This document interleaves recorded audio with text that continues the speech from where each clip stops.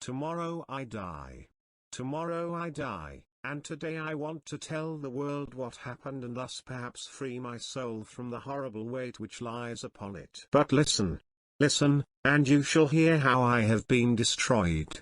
When I was a child I had a natural goodness of soul which led me to love animals, all kinds of animals, but especially those animals we call pets, animals which have learned to live with men and share their homes with them. There is something in the love of these animals which speaks directly to the heart of the man who has learned from experience negation and since how uncertain and changeable is the love of other men. I was quite young when I married. You will understand the joy I felt to find that my wife shared with me my love for animals. Quickly she got for us several pets of the most likable kind. We had birds, some goldfish, a fine dog, and a cat. The cat was a beautiful animal, of unusually large size, and entirely black. I named the cat Pluto, and it was the pet I liked best. I alone fed it, and it followed me all around the house. It was even with difficulty that I stopped it from following me through the streets. Our friendship lasted, in this manner, for several years, during which, however, my own character became greatly changed. I began to drink too much wine and drinks. As the days passed, I became less loving in my manner, I became quick to anger, I forgot how to smile and laugh. My wife, yes, and my pets, too, all except the cat, were made to feel the change in my character. One night, I came home quite late from the inn, where I now spent more and more time drinking.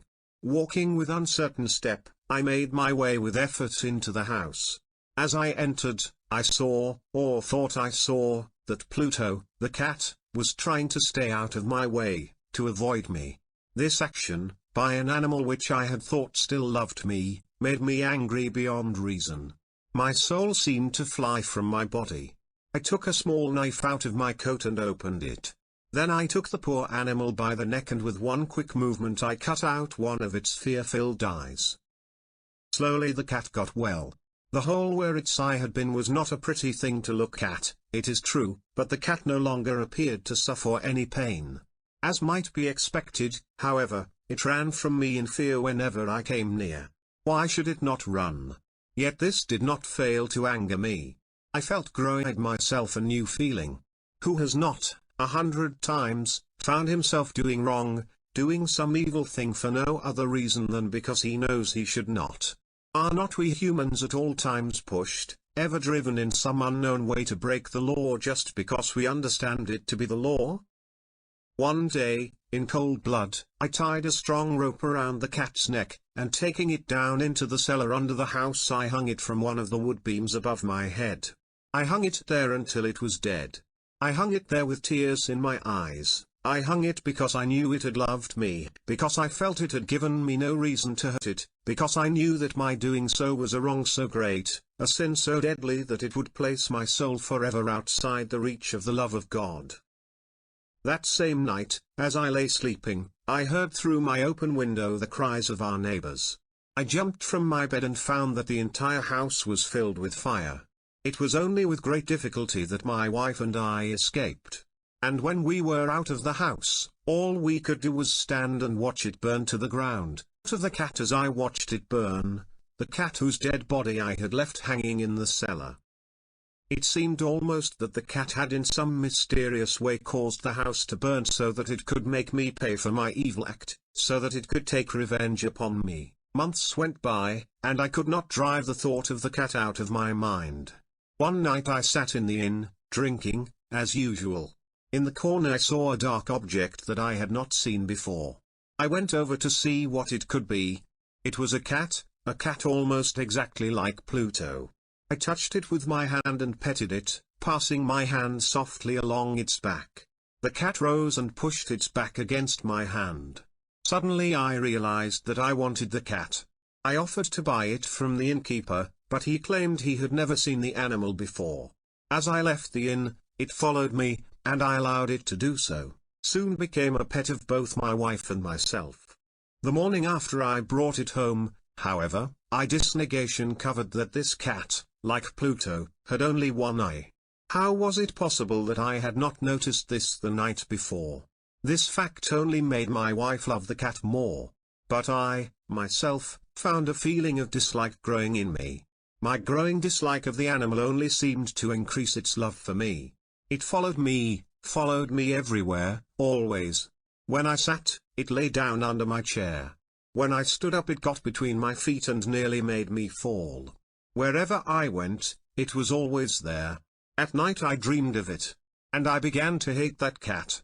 One day my wife called to me from the cellar of the old building where we were now forced to live.